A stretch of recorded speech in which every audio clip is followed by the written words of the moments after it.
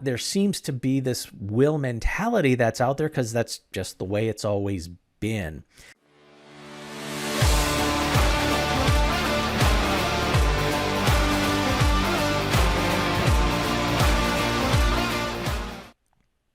Hi, this is Jeff Marsachi, the Plain English Attorney, and today we are going to talk about a topic that comes up all the time and a question that comes up all the time. How much does probate cost? The fact is that really isn't a very simple thing to answer because every estate is different and there can be a lot of complexities, or it could be pretty simple and we just don't know. Now, there are some states that try to just keep it to here's a certain percentage and that's what everybody gets, but they know you have to vary because you could be severely overpaying or underpaying someone for handling the job of being the administrator or the executor. Now, let's go way back. There was a study done by AARP that put the amounts, as they said, somewhere, I think they said between 6 and 10%. I'd seen it more like 4 to 10% can be very, very accurate. And there are a lot of 5%. That's what it costs to pay the executor or the administrator. In fact, there are a lot of law firms that simply say, we'll handle all of that stuff, minus certain expenses, for a 5% fee. Wow, okay. A lot of times the beneficiaries go, wait a minute, we're getting 95% and we don't have to do anything. But on the other hand, we've got all of these other duties. If we did it, it's going to take forever and we don't know what we're doing. Yeah, that's fine. Now, on my client's end, when we're doing the planning, you say 5% and they're calculating and they go, wait a minute, I've got like $2 million. You mean my estate is going to spend $100,000? That's what the average is? Oh, I don't want to do that. All right, well, there are ways to avoid probate, but it's that 5% mark that tends to be about average.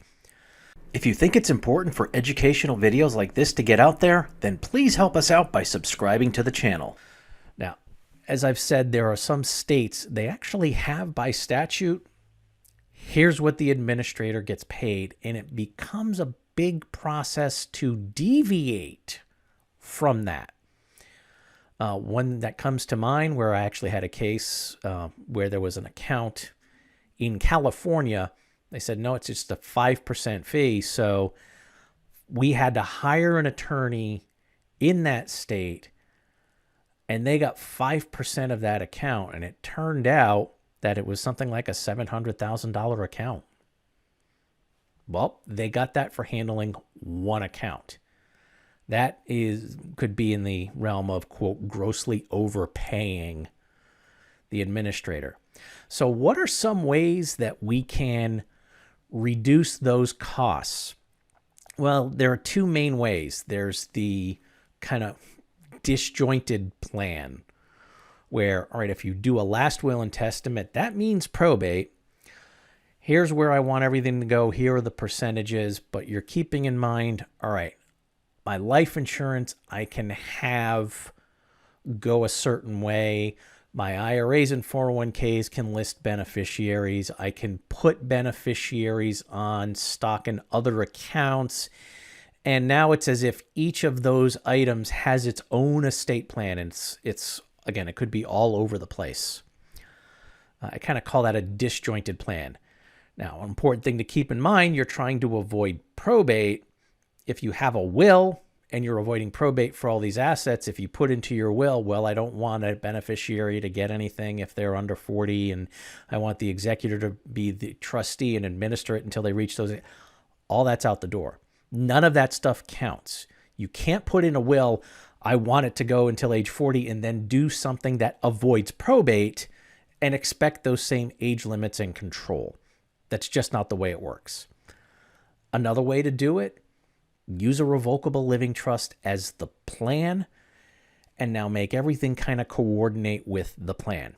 Now, I've just really grossly oversimplified that, but if you set up a revocable living trust, put your assets into the trust, with a few exceptions that don't make tax sense, like IRAs. Then the court doesn't have to oversee that. You have a trustee, they do have to keep records, but they don't have to submit them to a court and have everything approved and have all the cancel checks and all the other stuff that takes up all of that time and doing inventories and whatnot. It can all be handled at a much lower threshold of paperwork. In fact, a lot of beneficiaries, they can just see the bank statements and they go, oh, okay, that's fine. Not okay in probate court. So why isn't everybody doing a revocable living trust? Well, maybe a lot more people than are doing it really should do it, but there seems to be this will mentality that's out there because that's just the way it's always been. And a lot of times those attorneys are the ones who are making that 5%, so they don't want to, quote, shoot themselves in their foot for business purposes. They're happy to do wills knowing there's more probate work down the road. Attorneys like me, we want to do the planning to avoid those problems. That was our purpose and mission in getting into the estate planning field, and that's what I do. So if you want to get some more information on that, I actually have my book, Estate Planning Basics, and we'll put the link to get the book via Amazon, but there's also Estate Planning Basics audio book, which I believe is actually cheaper than the book, where it's read to you and it follows through visually with that book in a video. So I hope you found that information useful. As I always tell my clients, please stay safe, plan ahead, and enjoy life. And whatever you do, make it a great day.